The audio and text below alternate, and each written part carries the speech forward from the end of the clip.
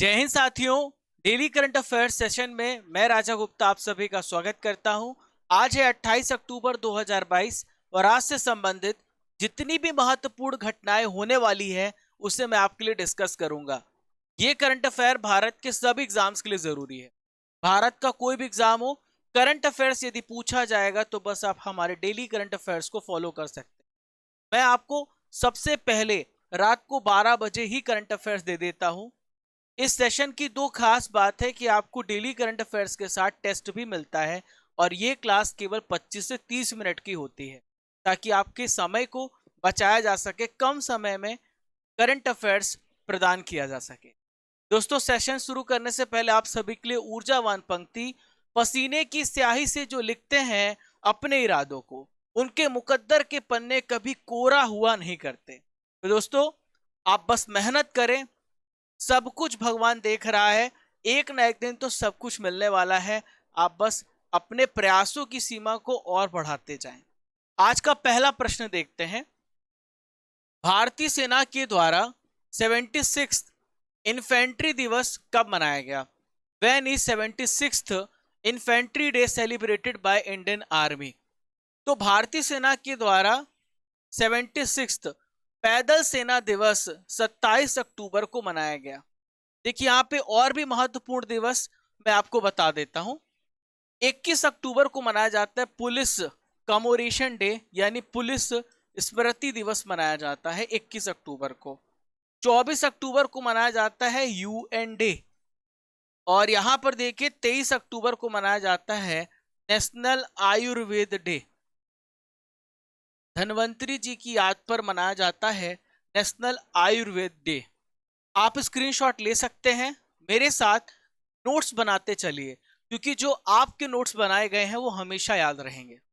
Infantry दिवस क्यों मनाया जाता है, आखिर क्या वजह है? तो हमारी भारतीय सेना की जो पैदल सेना है 1947 में जम्मू कश्मीर के श्रीनगर हवाई क्षेत्र में एंट्री कर गई थी, तो इसी को याद करते हुए इन्फेंट्री डे मनाया जाता है। और इस पैदल सेना का जो नेतृत्व है सिख रेजिमेंट की पहली बटालियन ने किया था। यहां पर मैं आपको 3 और दिवस बताऊंगा।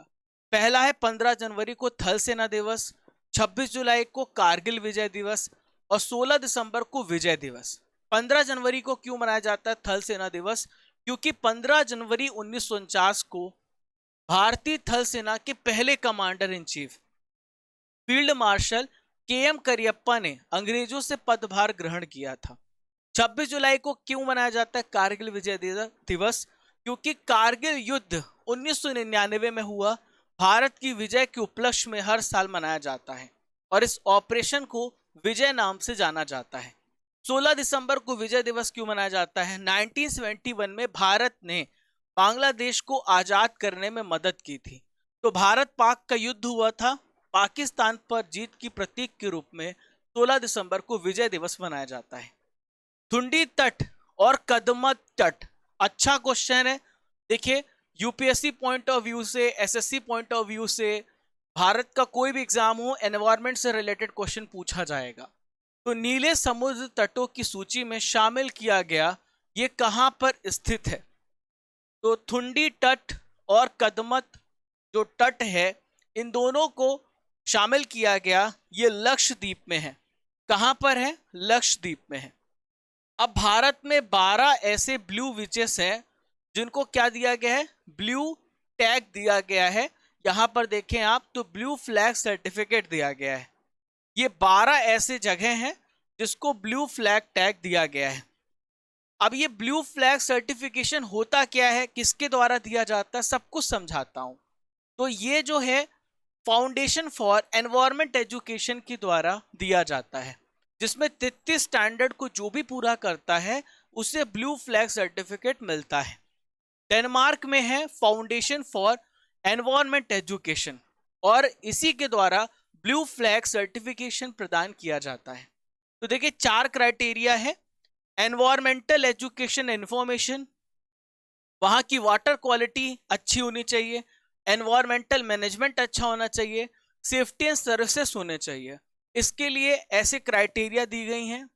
6 क्राइटेरिया दिया गया इसके लिए, वाटर क्वालिटी के लिए 5, एनवायरमेंटल मैनेजमेंट के लिए 15 और सेफ्टी एंड सर्विसेज के लिए 7 क्राइटेरिया दिया गया है। तो जो भी इसको फुलफिल करता है उससे मिल जाता है ब्लू फ्लैग सर्टिफिकेट। तो भारत में टोटल 12 हो गए हैं, मैं 10 आपको बता रहा हूं। पहला गुजरात में है जो शिवराजपुर है, दूसरा दीव में है जो घोघला में है, तीसरा कर्नाटक में है जो कासरकोड में है, चौथा है केरल में कप्पड़, पांचवा है ऋषिकोंडा आंध्र प्रदेश में है, छठवा है गोल्डन जो कि ओडिशा में है, सातवां राधानगर अंडमान निकोबार में है, और आठवां है कोवलम जो कि तमिलनाडु में है, और नौवां है ईडन पुडुचेरी में, और 10वां है पदुबिद्री जो कि कर्नाटक में है। तो टोटल 12 ब्लू फ्लैग सर्टिफिकेशन मिल चुके हैं भारत को। ठीक है, याद रखिएगा। क्वेश्चन नंबर 3 को देखते हैं। विलय दिवस जम्मू और कश्मीर से संबंधित है, ये कब मनाया गया? तो विलय दिवस मनाया जाता है हर साल 26 अक्टूबर को मनाया जाता है विलय दिवस। जब जम्मू कश्मीर भारत में शामिल हुआ तो ये कहलाता है विलय दिवस। तो मैं आपको समझाता हूं क्या है विलय दिवस। तो 26 अक्टूबर को विलय दिवस क्यों मनाया जाता है? क्योंकि 26 अक्टूबर 1947 को जम्मू कश्मीर के उस समय महाराजा थे हरि सिंह, उन्होंने विलय के दस्तावेज पर हस्ताक्षर किए थे। ठीक है, तो इस दिन को 2020 में पहली बार जम्मू कश्मीर में सार्वजनिक अवकाश घोषित किया गया था। देखिए ये है, यहां पर देख पा रहे हैं आप, कश्मीर एसीड्स टू इंडिया। ये जम्मू एंड कश्मीर एक पेपर में निकला हुआ उस समय का लेख है, आर्टिकल है, Jammu and Kashmir accession day. इसे बोला जाता है विलय पत्र को इंग्लिश में इंस्ट्रूमेंट ऑफ एक्सेशन। अब हुआ क्या था, मैं आपको पूरी कहानी समझाता हूं। देखिए, पहले महाराजा हरि सिंह ने मना कर दिया कि हम भारत के साथ शामिल नहीं होंगे। भारत के साथ शामिल होने से महाराजा हरि सिंह ने मना कर दिया। तो जम्मू एंड कश्मीर जो था पहले एक प्रकार से इंडिपेंडेंट था और वहां के शासक थे महाराजा हरि सिंह। लेकिन पाकिस्तान ने यहां पर अटैक किया, और पाकिस्तान जहां तक अटैक किया तो वो जगह पीओके कहलाई, पाकिस्तान ऑक्युपाइड कश्मीर। अब महाराजा हरि सिंह को डर लगा कि मैं तो एक हिंदू शासक हूं और पाकिस्तान अटैक कर रहा है जो कि एक मुस्लिम कंट्री है, तो इस जगह को भी वो भी मुस्लिम स्टेट बना देगा, तो इससे बेहतर है कि मैं भारत में शामिल हो जाता हूं। तो इसी को कहते हैं इंस्ट्रूमेंट ऑफ एक्सेशन। तो इसी को मैं आपको बता रहा हूं, ये कहानी है पूरी। जम्मू कश्मीर के शासक महाराजा हरि सिंह ने स्वतंत्र रहने का फैसला किया था। रियासतें दोनों देशों में से किसी एक में शामिल होने व स्वतंत्र रहने के लिए उस समय बात कही गई थी, जो भारतीय स्वतंत्रता अधिनियम 1947 में प्रावधान था। तो पाकिस्तान के आदिवासी और सेना के जवान ने जम्मू कश्मीर पर आक्रमण कर दिया था। महाराजा हरि सिंह ने भारत से मदद मांगी और 26 अक्टूबर 1947 को इंस्ट्रूमेंट ऑफ एक्सेशन पर साइन किया और भारत में शामिल हो गया जम्मू कश्मीर। तो देखिए, अब जम्मू कश्मीर पहले जो था वो राज्य था और उसका खुद का संविधान था, उसके खुद का फ्लैग था, तो पूरी तरीके से जम्मू कश्मीर भारत में शामिल नहीं था। लेकिन 5 अगस्त 2019 की बात है, 5 अगस्त 2019 की बात है, जब केंद्र सरकार ने घोषणा की कि जम्मू कश्मीर से 370 अनुच्छेद को हटा दिया जाएगा और पूरी तरीके से जम्मू कश्मीर का हर एक हिस्सा, हर एक जो कॉन्स्टिट्यूशन उसका है उसे खत्म किया जाएगा, भारत का पूरी तरीके से इंटीग्रल पार्ट हो जाएगा। तो यूनियन टेरिटरी कब बना? 31 अक्टूबर 2019 को। 31 अक्टूबर को यूनिटी डे मनाया जाता है, एकता दिवस मनाई जाती है। प्रेजेंट में जो यहाँ के उपराज्यपाल हैं वो है मनोज सिन्हा। क्वेश्चन नंबर 4 को देखते हैं। महत्वपूर्ण प्रश्न, इंपॉर्टेंट क्वेश्चन, 27वां जलवायु परिवर्तन सम्मेलन कहां पर होगा? तो where will the 27th climate change conference be held? तो ये कहां पर होगा? इजिप्ट में होगा, मिस्र में होगा। देखिए, कॉप 26 कहां पर हुआ था? ग्लासगो स्कॉटलैंड में हुआ था। और कॉप 27 कहां पर हो रहा है? होगा इजिप्ट में होगा। तो संयुक्त राष्ट्र का 27 नंबर का जलवायु परिवर्तन सम्मेलन अगले महीने 6 से 18 तारीख तक इजिप्ट के शर्म अल शेख में होगा और ये सम्मेलन अफ्रीका में 5वीं बार आयोजित होगा, जिसमें 200 से अधिक देश आमंत्रित किए जाएंगे। सब बैठ के चर्चा करेंगे कैसे हम पर्यावरण को बचा सकते हैं, प्रदूषण को कम कर सकते हैं, जो क्लाइमेट चेंज हो रहा है उसके लिए क्या क्या एक्शन ले सकते हैं। तो इस सम्मेलन के 3 मुख्य क्षेत्र होंगे। पहला, उत्सर्जन कम करना, जो CO2 है, कार्बन डाइऑक्साइड है, जो ग्लोबल वार्मिंग को बढ़ा रहे उसको कम करना। जलवायु परिवर्तन से निपटना, तकनीकी सहायता और विकासशील देशों को जलवायु गतिविधियों के लिए इकोनॉमिक सपोर्ट प्रदान करना, क्योंकि बहुत सारी डेवलप कंट्री तो डेवलप हो गई हैं। अब जो डेवलपिंग कंट्री है अगर उसे अपनी स्थिति को सुधारना है तो इंडस्ट्री को सेटअप करना पड़ेगा, तो उसमें तो उत्सर्जन होगा ही। इसलिए इकोनॉमिक सपोर्ट करेंगे डेवलपिंग कंट्रीज का, ताकि वो और ज्यादा पोल्यूशन ना करें। ठीक है, अब देखिए COP26 कहां पर हुआ था? ग्लासगो, स्कॉटलैंड में हुआ था और उसके प्रेसिडेंट थे आलोक शर्मा जी।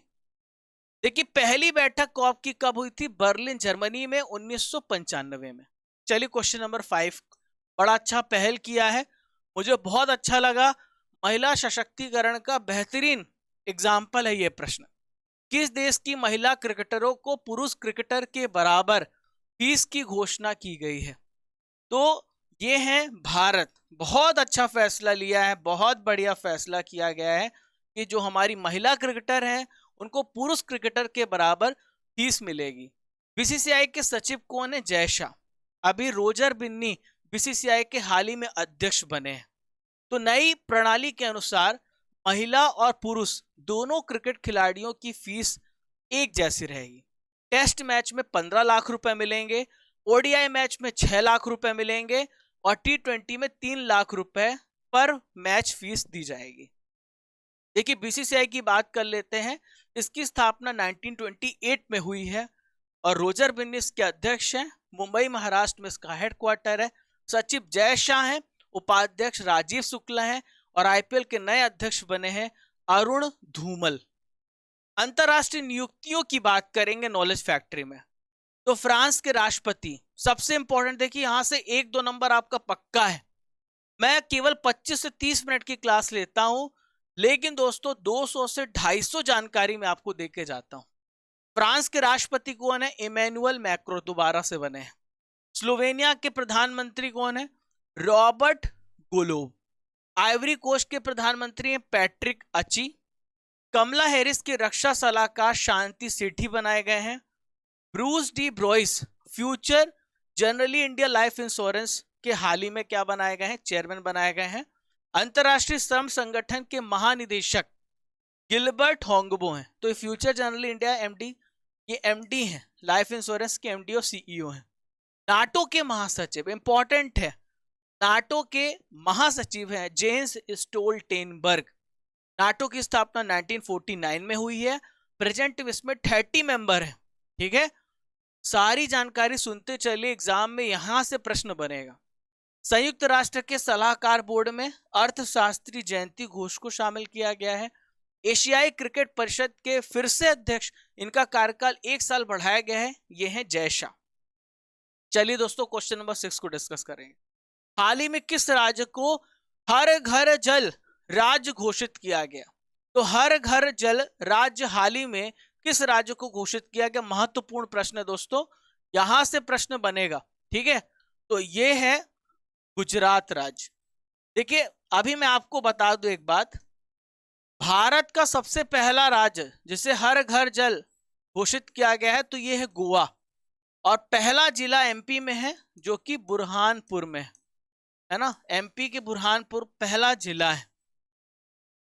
तो गोवा सबसे पहला ऐसा राज्य है। चलिए आइए मैं आपको बता देता हूं, प्रदेश के ग्रामीण क्षेत्रों में सभी घरों में नल के माध्यम से सुरक्षित पेयजल उपलब्ध कराया जा रहा है। देखिए हरियाणा और तेलंगाना के बाद गुजरात देश का तीसरा सबसे बड़ा राज्य बन गया है और सबसे पहला राज्य जो है वो गोवा है। देखिए मैं आपको बता दूं जल जीवन मिशन के बारे में, 2019 में इसे लॉन्च किया गया है। इसका आदर्श वाक्य कोई भी ना छूटे। सरकार की योजना है कि 2024 तक हम हर विलेज में नल से पेयजल उपलब्ध कराएंगे। क्लियर? चलिए क्वेश्चन नंबर 7 को डिस्कस करते हैं। मैं भी सुभाष अभियान कहां पर शुरू किया गया है? तो मैं भी सुभाष अभियान की शुरुआत लेह में की गई है। कहां पर की गई है? लेह में की गई है। देखिए, पराक्रम दिवस मनाया जाता है 23 जनवरी को नेताजी सुभाष चंद्र बोस जी की याद पर। लद्दाख के सांसद कौन है? जामयांग सेरिंग नामग्याल। इन्होंने लेह में मैं भी सुभाष अभियान की शुरुआत की है। तो मैं भी सुभाष अभियान कार्यक्रमों की एक सीरीज है जो संस्कृति मंत्रालय के सहयोग से आयोजित की जा रही है। संस्कृति मंत्री कौन है? जी किशन रेड्डी है।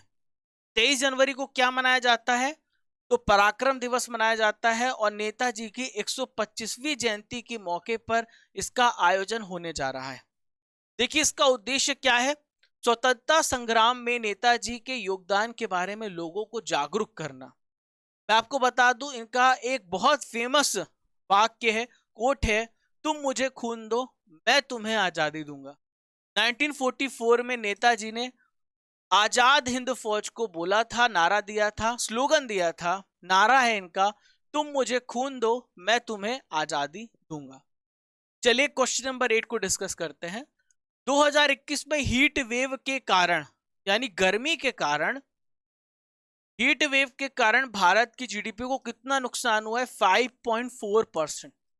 तो केवल आपकी परफॉर्मेंस का असर नहीं पड़ता, मौसमों का भी प्रभाव पड़ता है।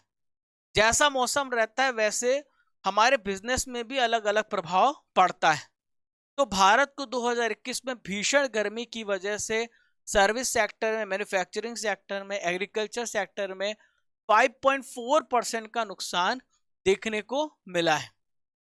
देखिए, यहां पर मैं आपको बता दूं 5.4% जो यहां पर लिखा हुआ है, तो ये जीडीपी के बारे में यहां पर मैं बता दूं, सकल घरेलू उत्पाद का, यानी जीडीपी का 5.4% का नुकसान हुआ है।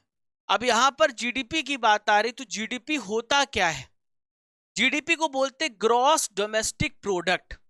अब समझना, फॉर एग्जांपल ये देश की एरिया है, तो इस क्षेत्रफल में एक साल में कोई भी कंट्री कितना उत्पाद, यानी गुड्स, और क्या, किसी भी देश की सीमा के अंदर निश्चित घरेलू उत्पाद और सेवाओं के मूल्य, यानी कितनी उसने सर्विसेज पैदा की, उन दोनों के जोड़ को क्या कहा जाता है?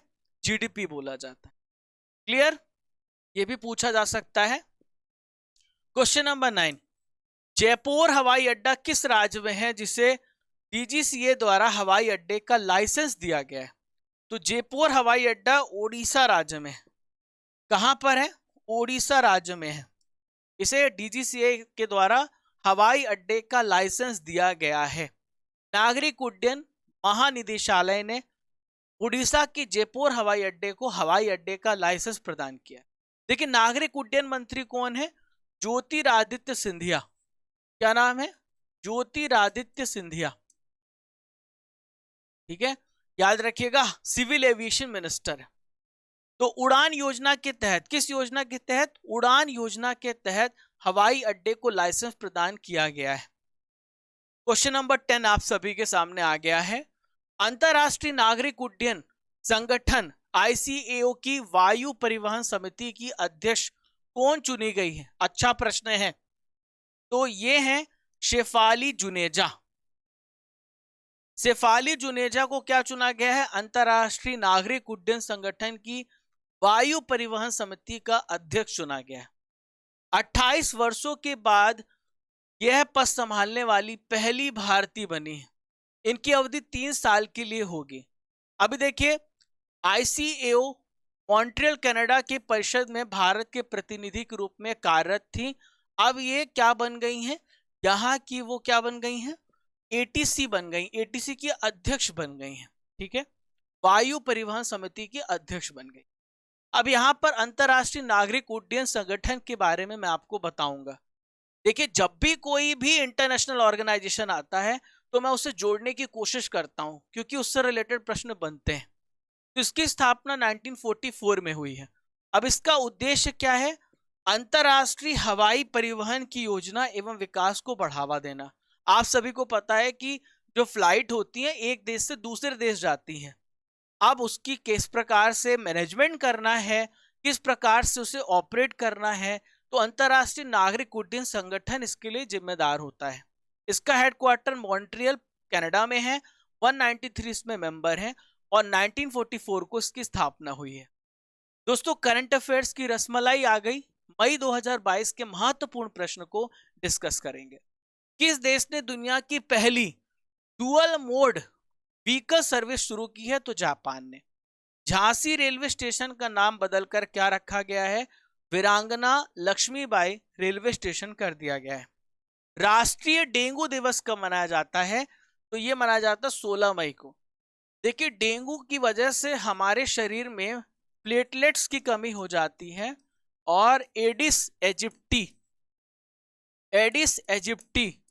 नामक मादा मच्छर की वजह से क्या होता है? डेंगू होता है। डेंगू वायरस की वजह से होता है। रामगढ़ विषधारी अभ्यारण्य को भारत का 52 नंबर का बाघ अभ्यारण्य अधिसूचित किया गया किस राज्य में है? राजस्थान में। किस देश के पूर्व क्रिकेटर रे इलिंगवर्थ का 89 वर्ष की उम्र निधन हुआ? इंग्लैंड के हैं ये प्लेयर। केंद्रीय माध्यमिक शिक्षा बोर्ड सीबीएसई के अध्यक्ष के रूप में किसे नियुक्त किया गया? निधि छिब्बर को। दोस्तों T10 सीरीज आ गई। 10 में 10 लाना है, बताना आप सभी किसने 10 में से 10 स्कोर किया है। थल सेना दिवस कब मनाया जाता है? तो हर साल 15 जनवरी को मनाया जाता है थल सेना दिवस।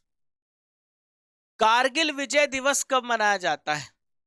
तो कारगिल विजय दिवस मनाया जाता है 26 जुलाई को। 29 जुलाई को बाघ दिवस मनाया जाता है। ठीक है, बाघ दिवस कब मनाया जाता है? 29 जुलाई को।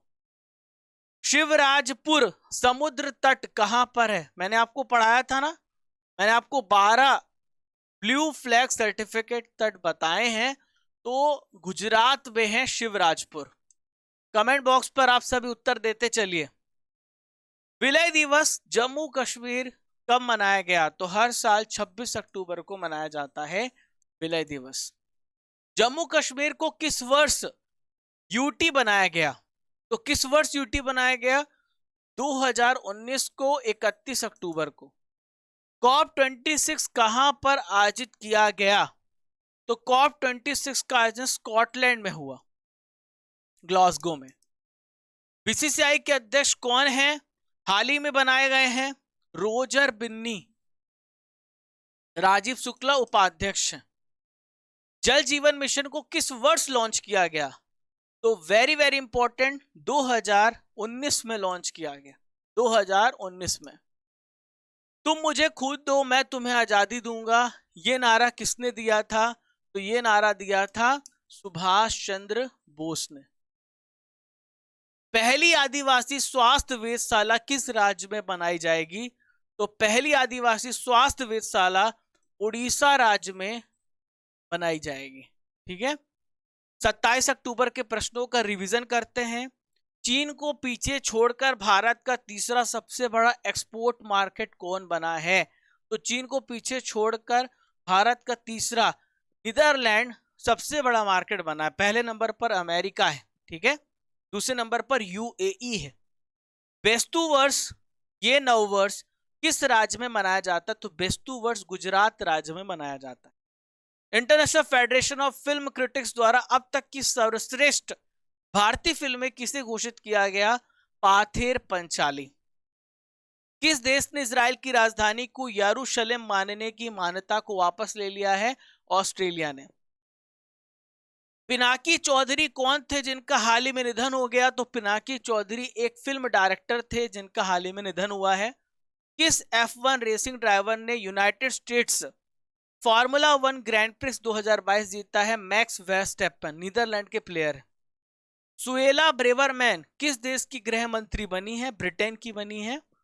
US states of north Carolina द्वारा सर्वोच्च पुरस्कार the order of the long leaf pine से किसे सम्मानित किया गया? स्वदेश चटर्जी।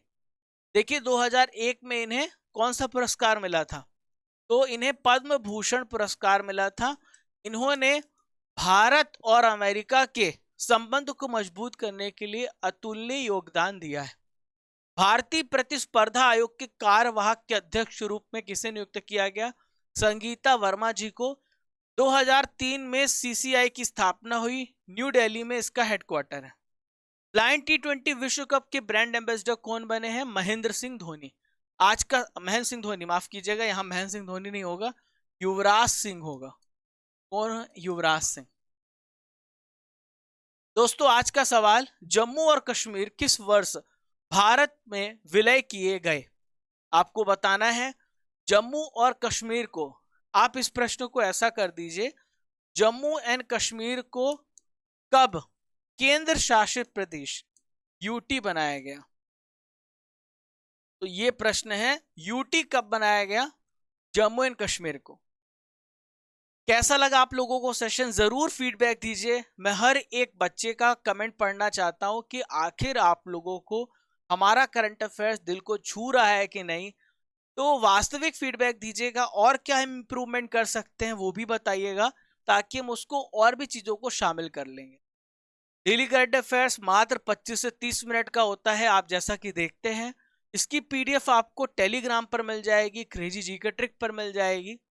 आप हमें फॉलो कर सकते हैं डिफरेंट सोशल मीडिया प्लेटफॉर्म पर। तो दोस्तों फिर मिलेंगे कल इसी ऊर्जा इसी जोश के साथ। तब तक के लिए गुड बाय। जय हिंद, जय भारत।